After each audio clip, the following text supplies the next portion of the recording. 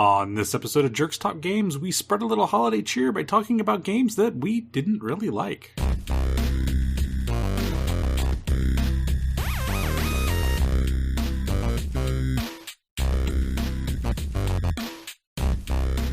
Welcome to episode 28 of Jerks Talk Games, the podcast where two programming nerds talk about computer games. This is episode 28, Chris. Can you believe it? Oh, actually, before you speak, my name's Gary Hockin, and here's my co-host, Chris Tankersley. We're on episode 28, Chris. Can you believe it? Hi, Gary. I like how you just assume that everybody who's listening to this episode has listened to us before. That is optimistic in so many ways. Yeah, you know, I'm such a pro at this thing, right? At least you have the right headphones on now. Yeah, so when we went to start recording, I was wondering why I couldn't hear Chris, and then I realized I had the set of headphones that was attached to my laptop on, not the set that's attached to my desktop. I would like to point out, one, this is episode 28, he still didn't do it, and he streams as part of his job, and every single time we go to do this, he has to get it all set back up. Yeah. He is pro streamer. As I said to you, Gary just because it's my job, it doesn't mean I have to be good at it. Now, come on. You must charge by the hour. It's all good. So we're going to go through our usual, normal, what have we been playing, but then we're going to do a few, like, end-of-year type stuff, because there's... Given that, you know, I think we've only recorded 4 times in 2019 anyway. We're not going to record again before the end of the year. So we're going to do a little roundup of the year, most disappointing games of the year, our favourite games of the year, and then what we're looking forward to in 2020. So, Chris, what have you been playing? So the Steam sale was recently on, and I decided I was going to... One, it's soon my birthday, and then obviously we have Christmas, so I'm like, I'm going to buy myself some presents. So I actually spent some money on the Steam sale. Bought a couple games, started playing Surviving Mars, and then sunk 30 hours into it. So, Surviving Mars, isn't that like a sort of city builder, but you're on Mars? Is that the game? It's kind of a city builder, base builder type game. Yeah. So it's not quite like City Skylines. They're both made by Paradox, so they've got kind of the same like visual aesthetic a little bit. But with Surviving Mars, you're building domes, and with one of the DLCs, Green Planet, you're actually trying to terraform Mars. Nice. So you're trying to actually like populate Mars and like do a whole bunch of stuff. So it's a little bit of a mix between like base building and it's city not building. A city builder. Kind of like not really, but there is. No, it's some, like you have to. It's the game I'm thinking it is like. Oh, send that guy over there to harvest wood. Send that one over there, build houses for them to live in. That type of town builder or whatever survival. It's that thing. way. It's that way from the base building aspect, like Age of Empires and stuff. Yeah. But then you do have like very limited space where you can build for most of your stuff. So like you actually do have to plan out. Like I want this dome to be mostly residential, with all of the like the casino and like whatever, Woohoo! Just to make sure that like people stay happy. And you also have like the job management part, because you can't just import 50 people from Earth and not have jobs. That makes them really depressed, it turns out. And vice versa, like you have all of the base management stuff of like, I have to generate enough electricity, I have to generate enough oxygen, I have to have enough storage, I have to have enough backup plans for when a comet slams into the planet and then takes offline all of my pipeline work. So there's just so much that goes into this game that like I sat down to like play it, because I also bought like 2 Point Hospital, which is the newer version of Theme Hospital, and Depraved, which is another kind of like city builder, base builder type game. I have not touched either of those because I sunk all of the time into Surviving Mars. In 3 days, I put 30 hours into that game. Now, I mean, I was on vacation. Number one, yes, don't you have A, a wife and kids, and B, a job? Yeah, so my wife works every once in a while, and like my kids are mostly self-sustaining. Like they know how to make themselves food. So the first thing you had to do was to like make sure that your family was optimized by making sure that they were all sorted out, and then you could go and make sure that your colony's sorted. I get it. Exactly, that's all good. Yes, I mean, on a buildy note, I picked up Space Engineers, which is an old game, but one that's totally passed me by. A friend of mine. We've been playing co-op on a server. That game is crazy fun. to play co-op. Like, I don't think it would be so enjoyable as a solo game.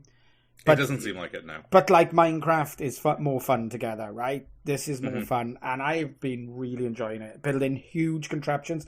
The only problem with the game is, so Space Engineers, if you don't know, is like, it's a survival, harvest stuff, and then build stuff from it type game, with a lean towards automation or not necessarily automation, but building contraptions that do your stuff for you. So it's not like automation in a Factorio sense or a Satisfactory sense.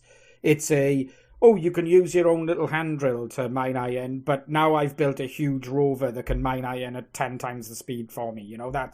It's really good fun. But one of the big things is actually building a spaceship from component parts, isn't it? Yes. So we decided to start on a planet, right? Because you can start in space, totally can start in space. But we thought, part of the fun will be getting off the planet and going into space, which has been great fun. But the only downside is for a game that's based on realistic physics, like you build a huge contraption, it takes you 2 weeks, you fire it up 10 times and it's perfect, and then the 11th time, the forums say Clang visits you and it just tears itself apart and goes spinning off in random directions, which can be frustrating. But I'm really enjoying that. Like, I'll probably, my friend Ian's away for a while, which is good because we've both had a break. I'll probably play some more of that over Christmas, though. Mm-hmm. Yeah, and then I don't play many multiplayer games, but I did pick up also Elder Scrolls Online because it was cheap. And I don't have to pay a monthly fee for it. So I figured if I'm going to try an MMO, I may do that. I've maybe only put about 5-6 hours into that so far. I'm only like level 5. But I've been playing that as well. I don't really like WoW. The last MMO that I liked and enjoyed was actually Final Fantasy XI. So that tells you how little I like MMOs. But also I kind of like the ones that you can kind of solo. 11 was kind of weird because you could everybody always wanted to group up. There was never a problem finding groups. But like newer ones, I find it to be a pain in the ass. So I've been trying Elder Scrolls Online. We'll see how that works. I got it super cheap on Steam. So nice. I'm playing a stabby Redguard. I'll hit you up next time and you'll say, I only played it for about 3 more hours and then I stopped. It's fine. I understand. I mean, I decided it was cheap enough that I'm going to try it. If I get 10-15 hours out of it, I think that's my $1 per hour limit. We'll get reached on it, cool. So. And then I've been playing a ton of Modern Warfare, Call of Duty. The new Modern Warfare came out, and I'm really, really enjoying Modern Warfare. Like, so does my 12-year-old. More than you'll ever know. I've probably been completely demolished by your 12-year-old because it has crossplay, so you can play against console people, and that is my only bugbear. Is the console people have the aim assist, right? So. Yeah, but they're also way slower to turn around and react. You think so, right? You know I'm really bad. You know that this is my cross to bear, right? That I love playing first-person shooters online, but I'm also absolutely woefully bad at aiming. So, So I wonder so they have the aim assist. Is that only on when they have the controller or when they have the keyboard and mouse plugged in? Only if they have the controller, which is okay. But I'm loving it. I'm really enjoying it. It's got a very... So the only reason I bought it, I'll be honest, is there's a rumoured Battle Royale mode coming out in 2020. And you know that is my, that's catnip for me. Battle Royale... You could just keep playing Black Ops. Yeah, you could. I would totally be still playing Black Ops. The PC lobbies don't fill up anymore. Honestly... That's because everybody's moved on to Modern Warfare. No, but they haven't filled up for 6 months or more. Like the PC lobbies, the console lobbies all fill up, but you just can't get a game on PC anymore. Which I love. I would be happy to keep playing Blackout. I'll be honest, but it is what it is. But I'm enjoying it. It's very cleverly done in that you can grind your weapons so they're better. But I don't feel like I've got no chance against someone who's level 100 with maxed out weapons. Right. If I see them first or if I've got better reflexes, I still can win that fight. But all things being equal, the person with the level 100 account will kill me. If we got exactly the same skill and exactly the same, we spot each other at the same time, same aim, that gun will be slightly more DPS than mine, but it's not enough for it to infuriate you. You know, it's clever. I will say I've not been asked to buy anything on Modern Warfare by my son. I know, because it's unlike a £50 game, which they were selling a season pass yesterday, and I was just tearing my hair out. I was going to say, but that would obviously be a lie. I was just, they can't. It's only been out for a month, and they're selling a season pass in $10 or something. The cheeky bastards. Games as a service. And the other thing I started playing was Phoenix Point, which is an XCOM style turn-based shooter written by the guy who originally wrote XCOM, and I really enjoyed that for about 5 hours, and then got bored of it. So what a waste of time and energy. Another one that I saw a Let's Play on YouTube by who was that by? Many a True Nerd, I think. I haven't watched that one yet. And this looks, because I loved XCOM, but it just feels like there's not enough progression is probably the word. Like in XCOM, you can train your troops to be the psychic type, or you can there's all this amazing new stuff to unlock. Maybe I just haven't played it long enough. Maybe you're finally coming to the realization that, like me, turns out I don't like tactical games. I really, really want to. Like, I loved playing XCOM on the computer a long time ago. XCOM 1, XCOM 2. I want to like XCOM, like the new version. I'm not saying it's a bad game by any means, but I think like I have finally reached the point where I don't like tactical games. Like even Mario and Rabbids, which by all accounts is actually a really nice tactical game, I get bored with really, really quick. And I don't think it's because it's a bad game. I think you've hit the nail on the head, really, in all honesty. And that's a damning realization for me, because I've probably spent over $250 on tactical games in the last 5 years. Hope my wife doesn't listen to this. But, there we go. We learn. And the only other thing I wanted to ask you is, how did you get on with the Outer Worlds? I will say, I love the game. It is way too short. So, I will wholeheartedly and surprisingly agree with you 100%. That is not a long game for $50 or whatever it was. Not a long game. I mean... yeah. Actually, I think it was $40 when I saw it at Walmart. Like, regular sale, it was like $40 for exactly what it is. A quick sci-fi, not quite cyberpunk, but very dystopian future. The story is great. I like the gameplay. I like the gunplay. I like how everything is laid out. I wish it was longer. I did see one argument that nowadays maybe we don't need 100-hour RPGs, like what we would get. But because we have to mention it in every podcast, you cannot help but to compare it with Fallout. And I think you can't help it. And no, you can't. It's direct. I mean, the people that made the Outer Worlds made Fallout. Like there is a direct comparison there. Yeah, you can see Fallout 1 and 2. Let me quantify that for anyone. I know we covered it last time, but they didn't make Fallout 3 and Fallout 4. They made Fallout New Vegas 1 and 2. And then 1 and 2. Yeah. So you can see where all of that came from. It is very much a spiritual successor. I will not say in any way that I am disappointed in the game. I loved it. I will play it again. It is not New Vegas. And I think everybody kind of has to accept that. No, I agree. I agree with that. For $40, I got more than $40 worth of enjoyment out of the game. I still wholeheartedly would say if you are interested in these type of games, play it. Especially because, like, if you've got Game Pass, it's free, and for $40, it's going to go on sale, and you're going to be able to get it for cheap. I really enjoyed the game. I really, really, really enjoyed the game. I messed up in that I killed a load of bored people early on, and then when I got onto Byzantium, there's slight spoilers, but not really big spoilers. I couldn't do any of the side quests because I was kill on sight.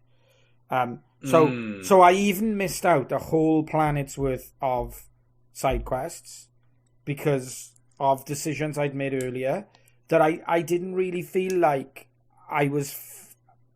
It wasn't made clear to me what the consequences of those decisions were. I'm okay with it. I'm okay with it.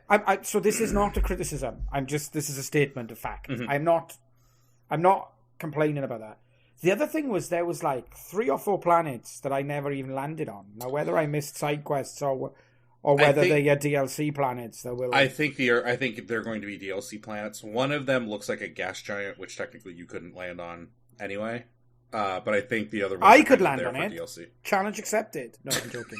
And the other thing I would say is, I really, really, really liked the storytelling, the character work, because the characters are unique. Felix ended up really annoying me, and I left him on the ship because he's too happy and chipper, and I hated him.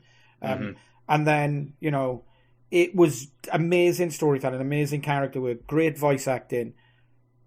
I hope that the Outer Worlds 2 is one big Fallout 4 or New Vegas style world. Because I think those mechanics, exactly the same mechanics, but instead of lots of smaller maps and you fly to them via the plane, you're on one big open world. That game would be absolutely amazing. Yeah. Like, it would be... The mechanic, they put so much thought into the time dilation, and the gunplay is great, and I solved my problem that I had last time with the guns aren't too different. I would love to see double the amount of guns in style. I'd like to see a beam laser, and I just like to see like more different guns, but that's a minor complaint. I loved it. I'm genuinely going to play through over Christmas where I'm going to kill on sight. Everyone I see, I'm going to kill and see how the game plays. I'm just interested to see how they get around that. Like, because you can do it, right? So there's got to be ways that they've done it. Have you seen the speedruns of the game? No, I've deliberately not. I'm gonna like look at that in a couple of years' time, like a couple of months' time. I don't want to spoil anything. There's nothing. I wouldn't call this a spoiler. So I think like right now it's like at about 10 minutes. Yeah, I understand that.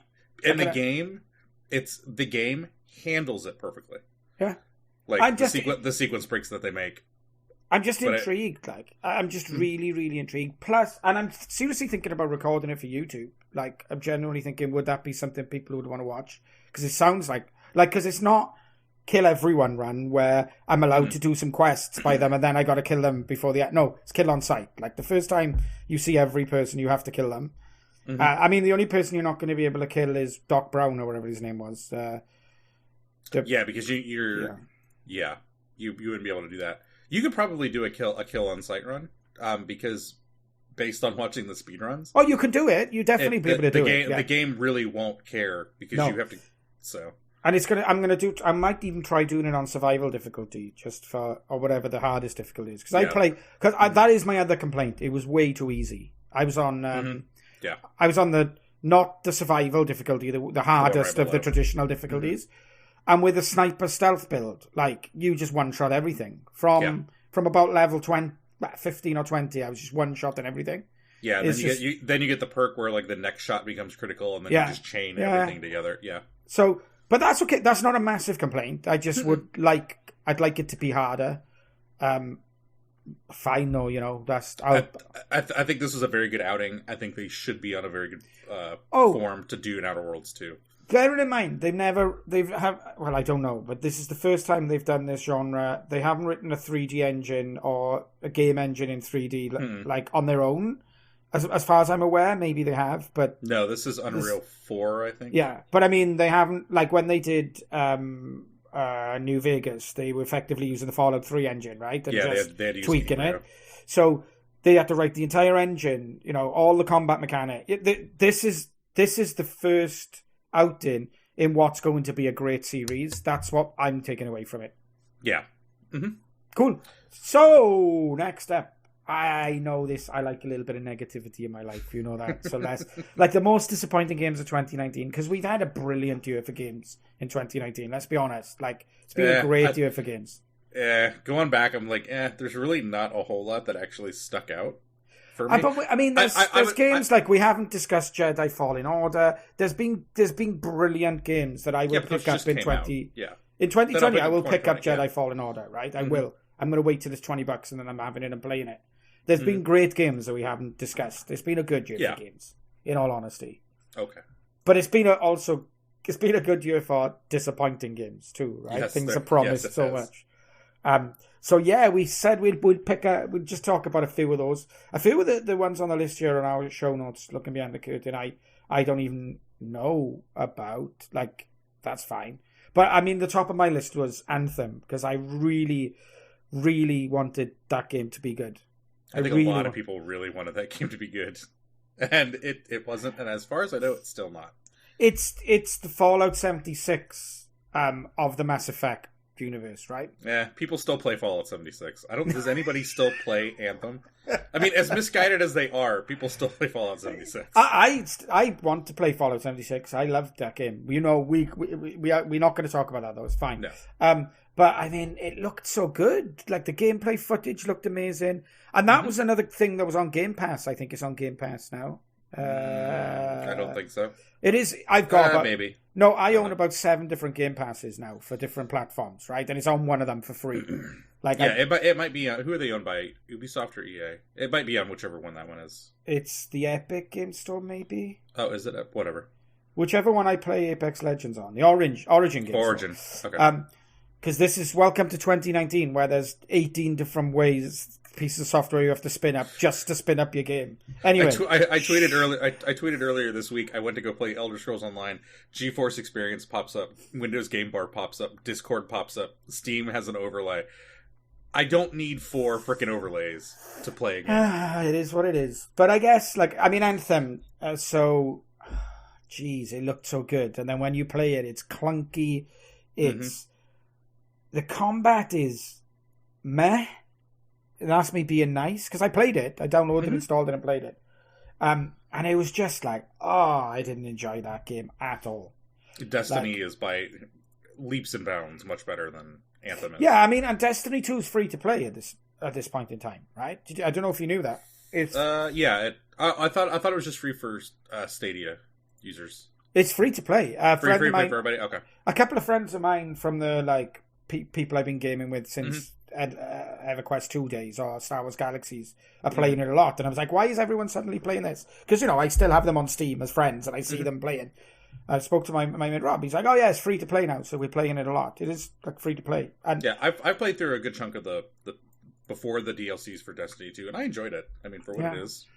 Anthem promised so much, delivered so little. I mean, what was your first one? Shoot.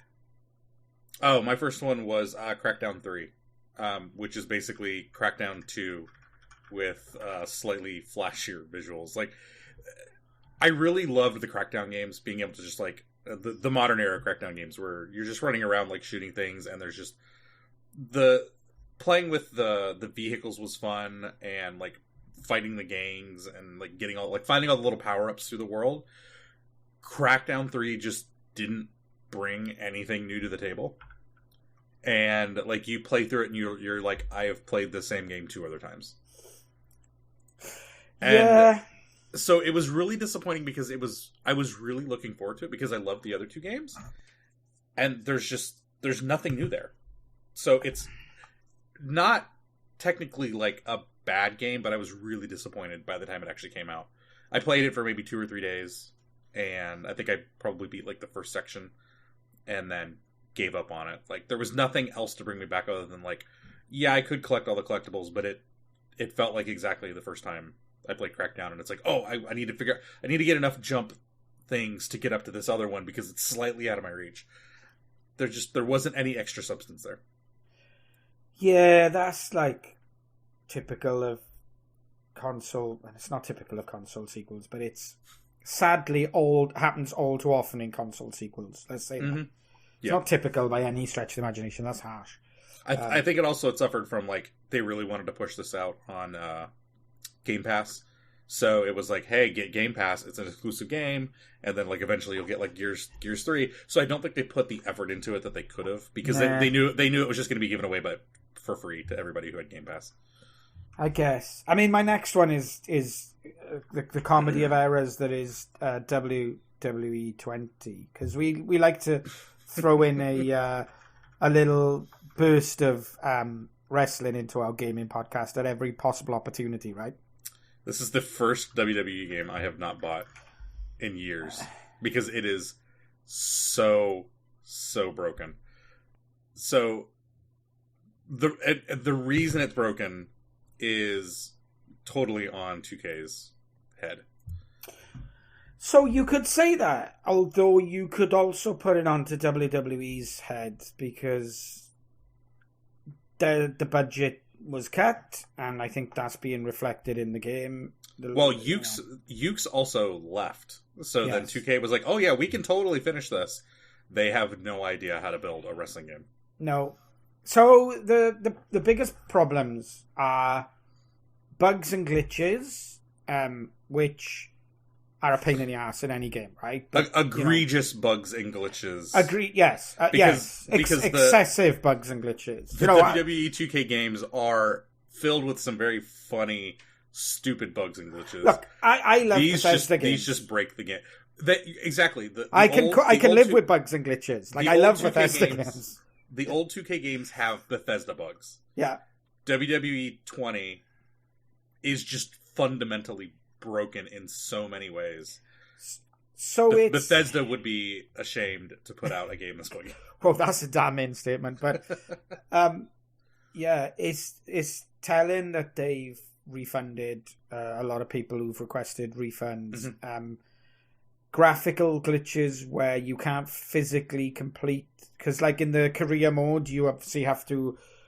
You have to achieve like goals to progress the story. So, for example, you may be wrestling somebody, and it'll say, "Get them down into the red," and then perform a suplex or something. And then so you have to do that, but the game's so glitched, it's impossible to do a suplex on them because they're stuck in the ropes or something. Yeah. You know, it's just hair physics that just goes insane.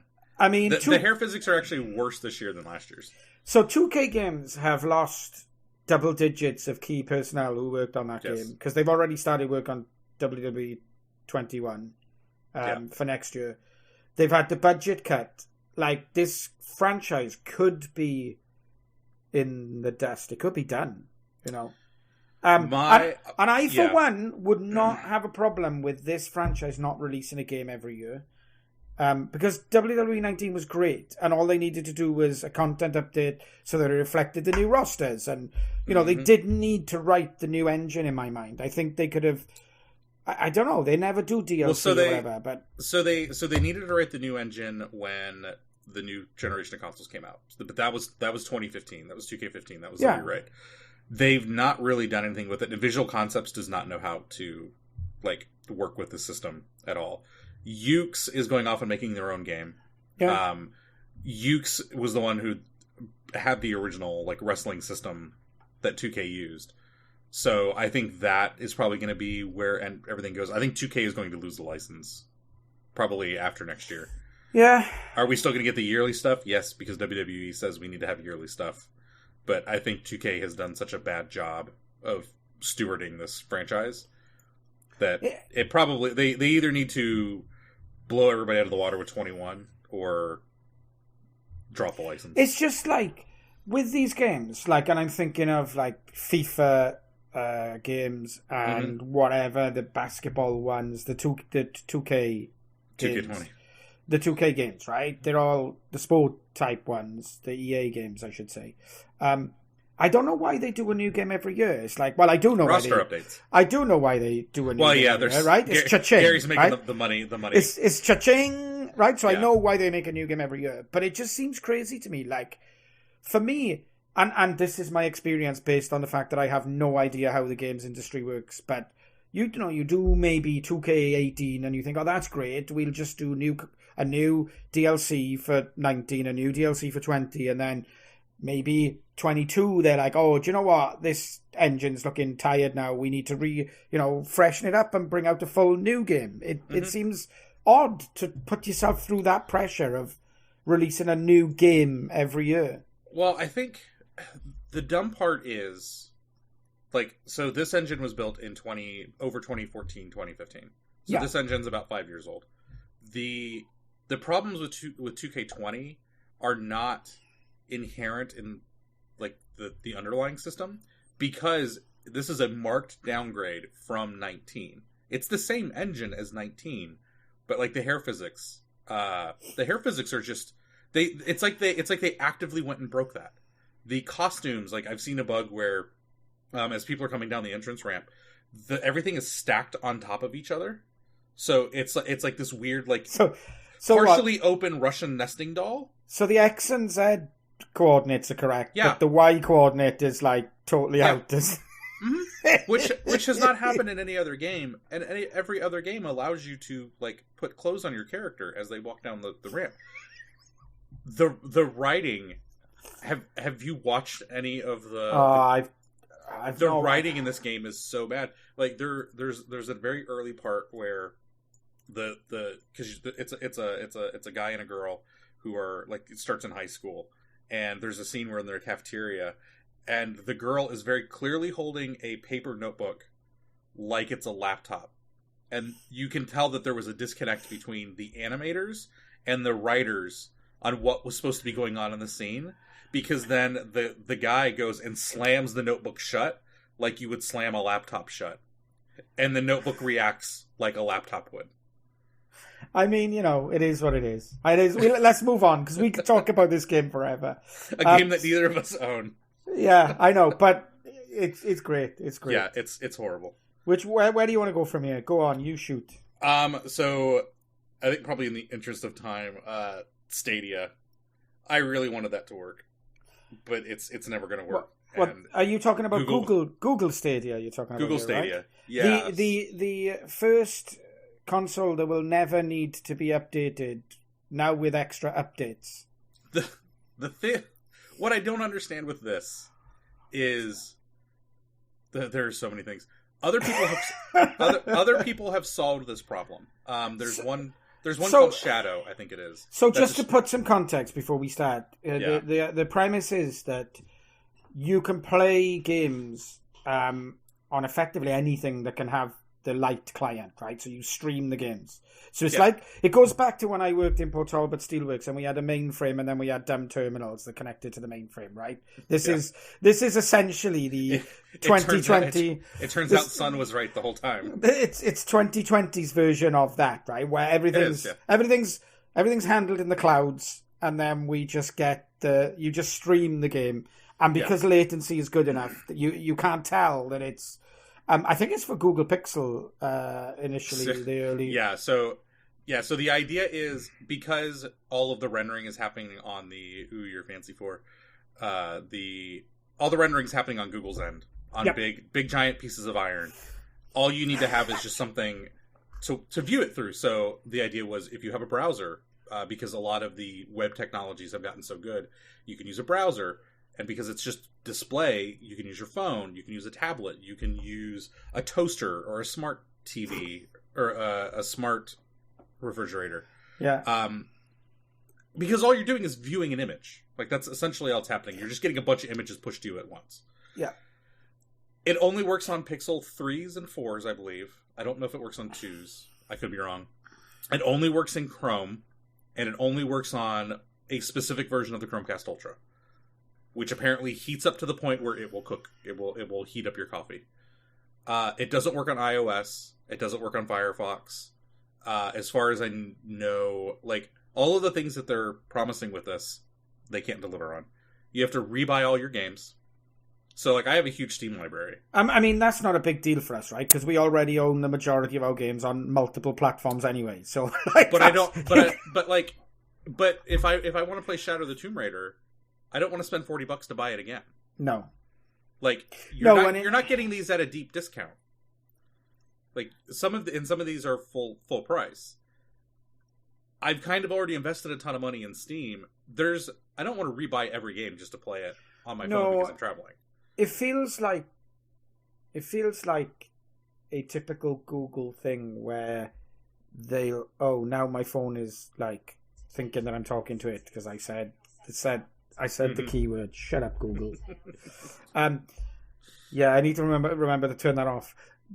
It would be nice if, hopefully, Valve pick this up and run with it, right?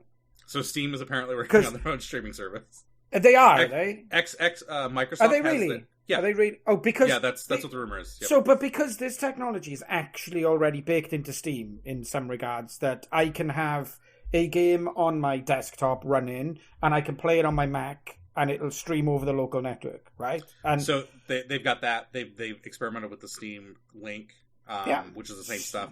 They're now doing the partner share. So over the internet, you can view my screen like as buddies.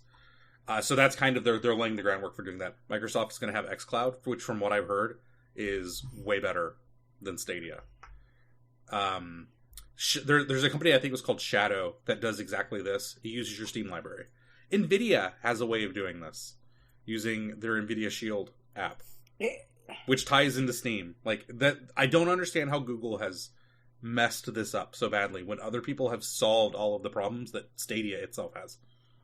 The weirdest thing here, that the biggest question for me, is the latency between moving my controller and the server knowing that I've moved my controller. That's the thing that intrigues me.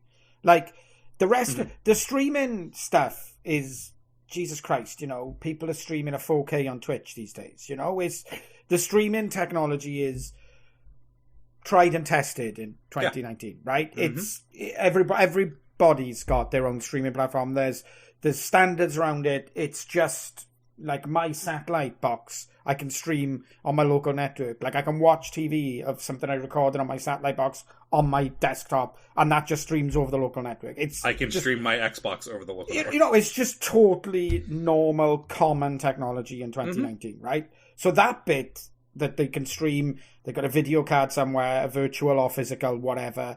They've got a video card somewhere, and the output of that can be in a London data center, and I can see the output of that on my machine, is not surprising. The latency between me moving my console controller and then that going up the wire to the server, and then it's parsed. That's a terrible phrase, but you know what I mean. And then the output is streamed back. It feels like it would be laggy as shit. So it is. There is an insurmountable amount of lag you'll always have because there is network latency from your PC to Google and back. Yes. For some games, it doesn't really matter. Like if I'm playing Civ 6 or I'm playing Surviving Mars, even upwards of a half a second latency isn't going to kill the game like it would with Destiny. Yeah. The problem is, unless you have a very super fast, very close connection to Google servers, which, like in the US, most people aren't going to have unless you're in New York, LA, Chicago. And there's going to be enough latency, it's going to be frustrating. I don't really like streaming off my Xbox in my own house because the latency is just enough to be annoying. And this is why I think this technology is stupid. Yeah. In all honesty, it's all about making it so you don't pay for your games anymore. You have to lease them, and you have to continue to pay a monthly fee to somebody. But it's stupid because, like, I love playing first-person shooters, a genre I could never play using this. Like, it pisses me off enough when, like, I peek somebody and they shoot me, and I've been back behind a wall because there's been a bit of desync when I'm playing an online game. Like, that annoys the hell out of me. And in all honesty, like, I'm happy with the vast majority of games I play that, you know, the little bit of desync now and again, you live with it. Let alone that whole game being potentially, you could be playing single player games that could be desynced, you know? It just feels insane to me. Yeah. And like I said, with all the other problems, so like you mentioned, like 4K, Stadia promises 4K. Turns out that's actually limited by the publisher. So if you pay for 4K and then the publisher says, nope, sorry, they're going to upscale it. So, like, one of the games, what is it? I can't think of what it is. One of the games is actually being upscaled that they were touting as being in 4K, but it's 1080p. I think it's Red Dead Redemption. It's on high settings, and they promise 4K, but the 4K stream is actually a 1080p upscaled. That's terrible, though. I mean, anyway, we had more, but we'll move on. We'll move on to the positives. Stadia. And so, yeah, what was your favourite game of the year? And this is, can I say, this was really, really, really difficult for me this year. Really difficult. So I added the section when I was going through. I had like the list of like 2019 games that came out. Like going back through and like how disappointed was I with the game. And then I came across my favorite game. Like, I sat down and I thought about it, and I thought, there's not a game I've played this year that made me feel the way I felt playing this game, and that's The Outer Wilds. That's the one where you have, like, 22 minutes to, like, incrementally solve why the sun is exploding every 22 minutes. The way that game is paced, and the way that game's played, and the story with that game, I think far outshines anything else I played this year. Like, I love the Outer Worlds, and the storyline in that. I would dare to say the Outer Wilds has a more engaging mainline story than Outer Worlds. I wanted the Outer Worlds to be my game of the year.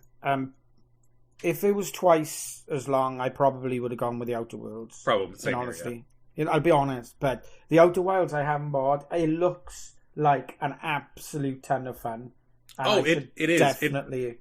It is a game where, depending on how you play it, you may play through it once, you may play through it like 3 or 4 times, depending on the endings you get. But the story that game tells, and I don't want to say it's an emotional roller coaster, but the emotions that game should make you feel, make it one of the most interesting and best experiences I've had this year. And also, from what I've seen, and I will definitely be buying this game, but it is a game I'll wait till it comes down to like $10, to be honest, because I'm not that excited.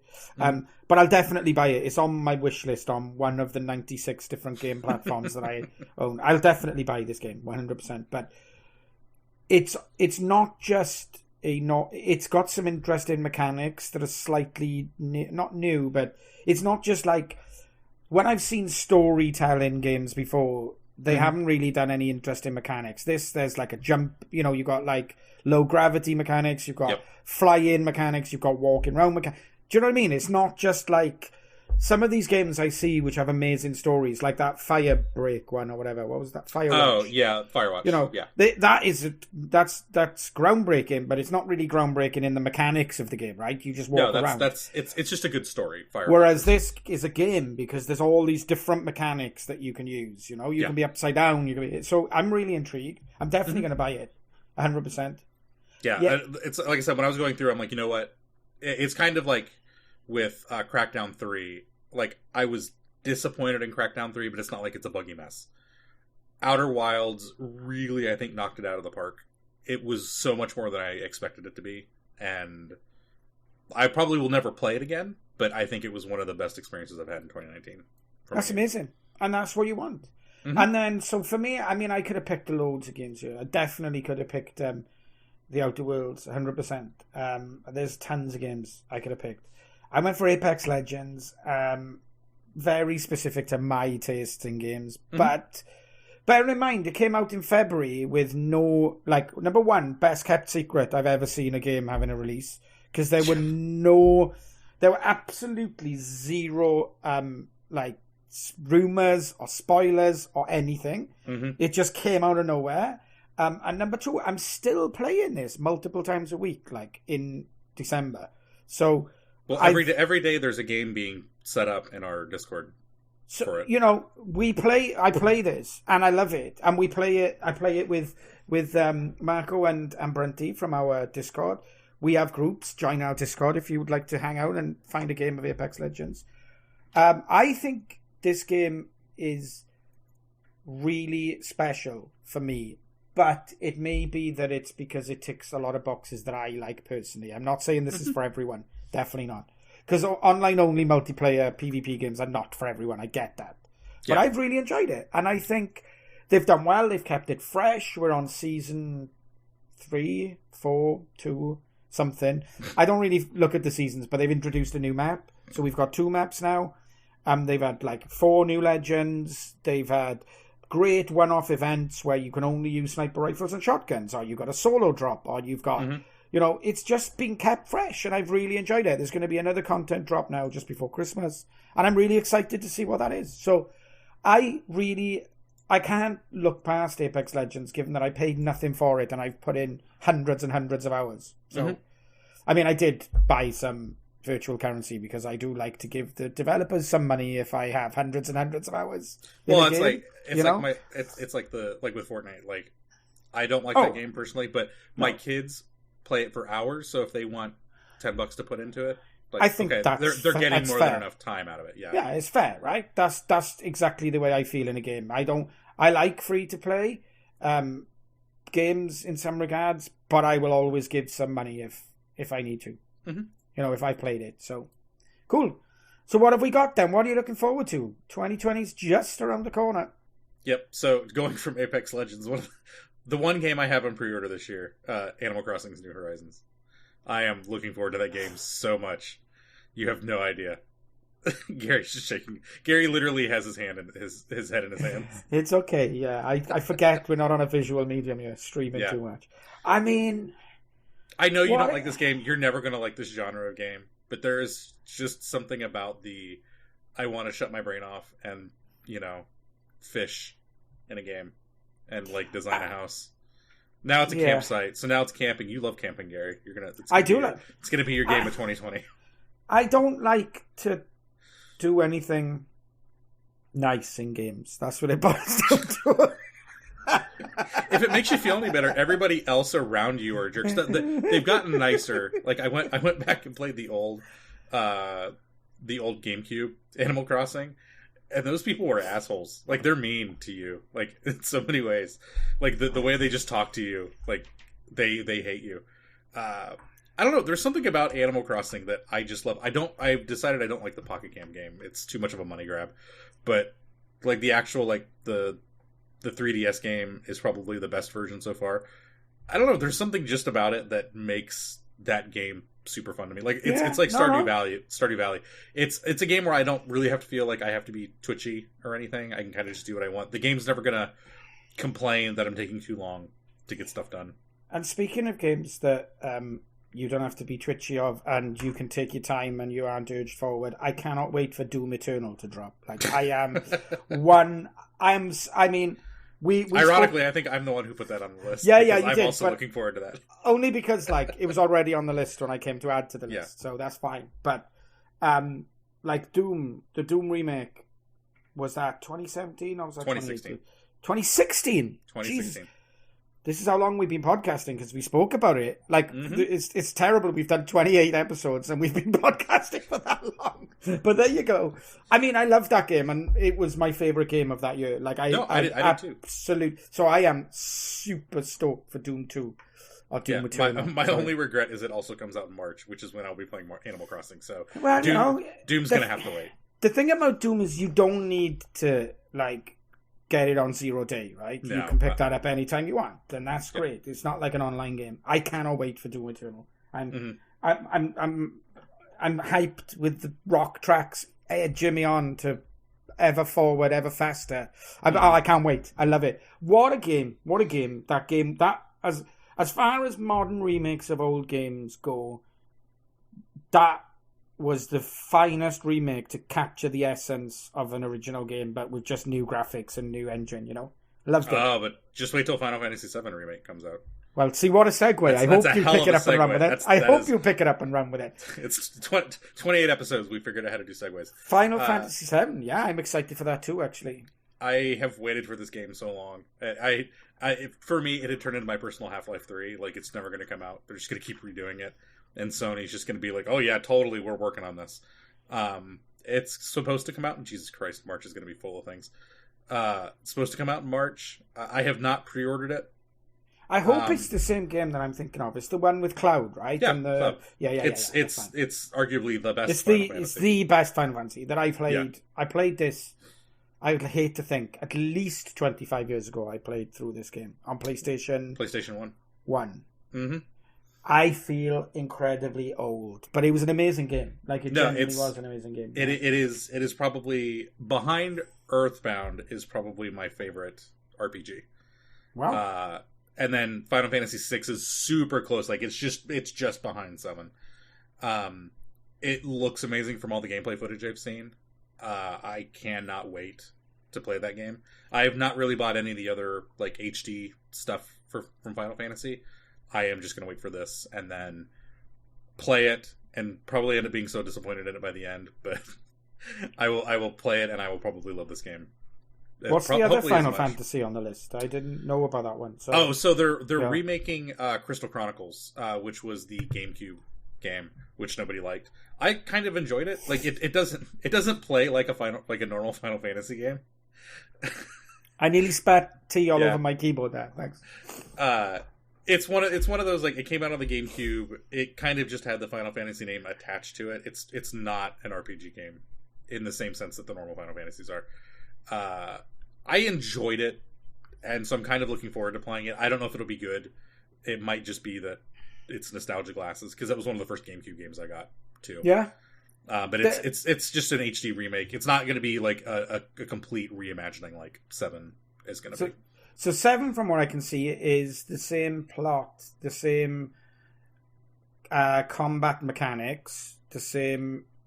I think the combat mechanics are going to be a mix between 15 and 7, from what I've kind of seen. It's much more active. Boo!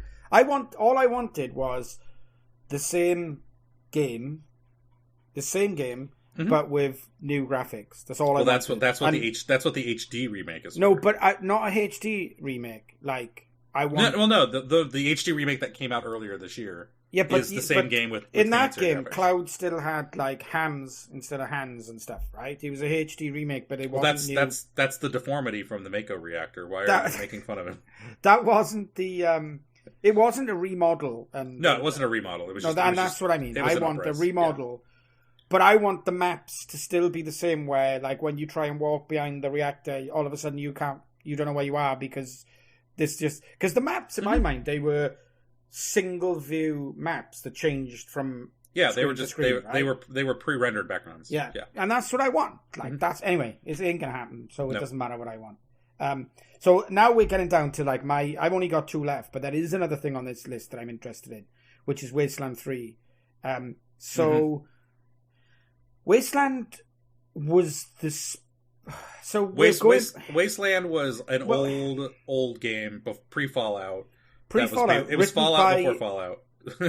but it's intrinsically mixed in Fallout's history as well, because it was written by, I don't know, whatever. Then Wasteland 2 was a more modern remake that was crowdfunded, if I remember correctly. Yeah, by the people who originally did Wasteland. But that was a top-down computer RPG.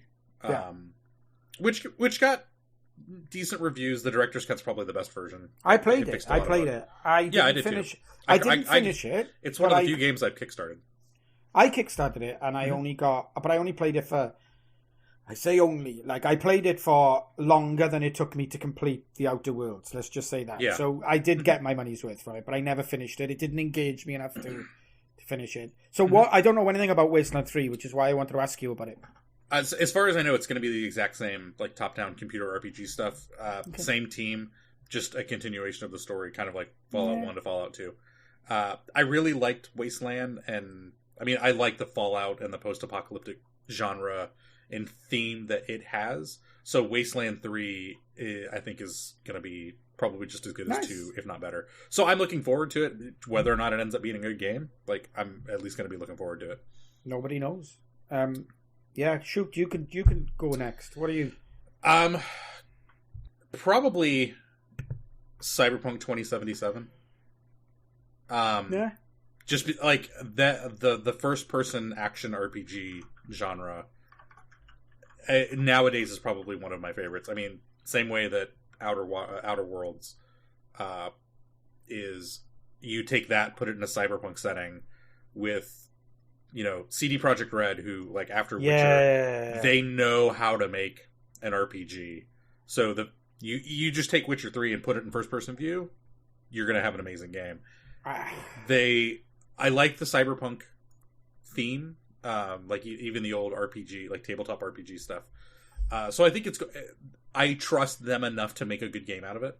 Yeah. And it's probably going to be one of those games where I'm probably going to sink a ton of time into. And if they do it right, you know, not to put it against New Vegas like every other action RPG, but I hope it has kind of the replay value and the story value that has. And I trust that CD Projekt Red will be able to do it, because like Witcher 3 is. Oh yeah, there's another game I never got on with. Chalk it up there with saying whatever the Switch game was. That stupid game. What was the release game with the Switch? Jesus, my Breath of the Wild. Breath of the Wild. Chalk it up with Breath of the Wild. Everyone else says it's amazing, and I'm like, I couldn't get on with it, and I've tried it twice. But the reason I couldn't get on with Witcher 3 is because I didn't enjoy the combat, because I don't like third-person combat, whereas I absolutely adore first-person combat, so this is going to be my chance to get in and enjoy a Project Rec, CD Projekt game, a Project Red game. Use your words. CD Projekt Red. Yeah, one's the publisher and one's the actual developer, right? It's fine. Red.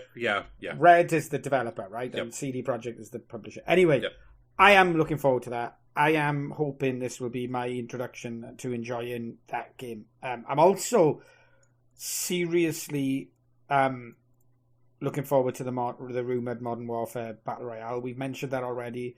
I hope it's a thing, because Battle Royales are my favourite thing in the world ever. So it's all good. But the other thing that was announced, and I don't even know if it's a 2020 release, I'll be honest, is Half-Life Alyx. I mean, what's all that about? We don't know. That's the beauty of it. It's not Half-Life 3, that's for sure, because it's a prequel. So it logically cannot be Half-Life 3. I think it'll be really neat. I don't know if I'm going to pick it up, just because I don't know. I haven't jumped on the VR bandwagon yet. Not me. This is one of the only games that would make me jump on the VR bandwagon. And I think that's what Valve's going to bank on. Knowing Valve, if they're going to do it correctly and they put the attention into it they put into a lot of their other games, they're going to do things with VR that people are going to sit down and be like, why did no one do that before? My hope is that this game is the Half-Life 2 of VR, in as much as we had physics-based games before Half-Life 2. It wasn't the first game to use realistic physics and ragdolling and all that stuff, but it was the first game to really use it as a gimmick, as part of the game engine rather than a gimmick, because you needed to use the gravity gun in order to solve puzzles, and it was part of the game rather than, oh, look at our first person shooter, and when you shoot someone they might fall off the edge. What a gimmick, you know? And that's what I'm hoping for. I'm hoping for this. I know there's great games that use VR, that are using VR as part of the game rules, like that lightsaber dancing one, and Beat Saber. But there's all of these great games. There's also a shit ton of games like Fallout 4 VR, and other stuff where they've just ported games to VR. And that's just tacking the gimmick onto an existing game. And so I'm hoping this will be a AAA level game which is built VR first. If it is, and if it's not just a publicity stunt type thing, if it's a full-length Half-Life game set in the Half-Life universe, I think it's set between Half-Life 2 and Episode 1, I believe. I thought it was before Episode 1, because I thought it was completely a prequel. Between Half-Life 2 and Episode 1, I think. Or do you think it's before Half-Life 2? I think it's before Half-Life 2. So between Half-Life and Half-Life 2. Yes. Okay. Yeah. I mean, whatever. I'm on board. If this gets good reviews, I will be splashing $500 on a VR headset just to play this game and then putting it on eBay. Yeah, and some of the new headsets and stuff I've seen, the tracking is getting much better, the hardware is getting much smaller, you need less stuff to do this. And I think if you combine that with the fact that Valve has made some really, really awesome game-changing games, Half-Life 2 and Ragdolling and the physics engine. It's exactly right. The Source engine was a huge leap forward, and a lot of things, and that came out of we're going to build an engine designed for this. So I'm going to guess they're going to build an engine just for VR and get all that done. I think it's going to be great. Whether or not I get it in 2020 is going to be more of can I upgrade enough to do VR? But I think it's going to probably be. It should be an awesome game. Cool. And is there anything else? We've got time for a couple more, one or two more. Is there anything you haven't mentioned? Another game that you're never going to play, Crusader Kings 3. I love grand strategy games. Crusader Kings 2 has got to be one of my favorite games of all time. Crusader Kings 3 looks like it's going to be great. Paradox makes good games. This is another genre I really wish I had the patience for. Oh, it takes an incredible amount of patience. But really like. I don't have enough patience to play a full run through of Civilization 6, and that's hardly. I mean, is that a grand strategy game? Probably not. It's probably just a strategy game. Yeah. So, like, where am I going to get the patience to play through a grand strategy game? Like, I couldn't play Solaris. I wanted to play it. It looked like exactly the kind of thing that I wanted to play, and then nah. There is just something about Chris. Like, I don't really like Stellaris. I think I've never been able to get into Europa Universalis. I kind of like Imperator. There's a new DLC out for that. I need to try see if it's fixed some bugs. But there's something about the stories that come out of Crusader Kings 2 for me that are both hilarious and sad in some cases. That it always pulls me back in. I've got tons of time into 2. I can't wait for 3 to come out. Nice. So yeah, that's one of the few genres I can't even watch someone else playing. Like, there's a few channels I watch that have Let's Play series that I just skip those videos when they come out. I just can't watch it.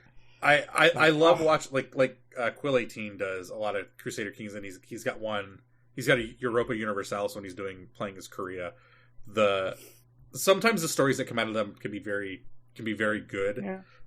Watching them being played can be very annoying if you don't know what's going on, because clicking through and like looking at things, it's like you have no idea what's going on unless you know the game. It's hard to like figure out like exactly what's going wrong, or being able to predict like this is how this is going to fail horribly because you just made a really stupid decision. And then we might as well mention Watchdogs Legion. I bought Watch Dogs 2 after your advice, and I've never played it. So that's sitting in my library. No, it was one of those that came up as $10 or $9.99, and I'm like, I'm definitely going to get that, because there's definitely going to be a time where I've got a couple of weeks with nothing I particularly want to play, and I'll be like, oh, thank God I bought Watch Dogs 2. Because it had amazing reviews, right? And it's a much better game than Watch Dogs 1. Oh, so much better. Yeah. If you get a chance to play 2, I'm hoping 3 takes everything that 2 was and just adds on to it, to come up with some fun things to do with it. There's like a grandma. So it was either like an NPC or something. Like there's going to be like this grandma thing that she's like all kitted out in like cyberpunky stuff. But I think Watch Dogs Legion should be pretty fun. The gameplay of 2 I think was so much better than 1. And the story, I think, was good enough in 2. Not that I'm ever going to replay it, but I had a fun time when I played it. No, I don't think it's a game it's not a game you play multiple times. Like, no, but with that said, people said that about Infamous Second Son, and I've played through that about 6 times because I really, really enjoyed the gameplay. Mm-hmm. So it is what it is. Yep. Cool.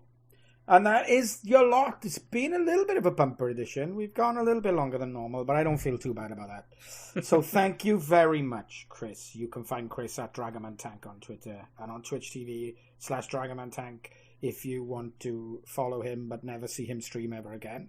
You can follow me on Twitter at GHGWH and twitch.tv/Spabby, although I only stream programming crap at the moment, so don't bother if that's your thing. At Jerks Talk Games for us.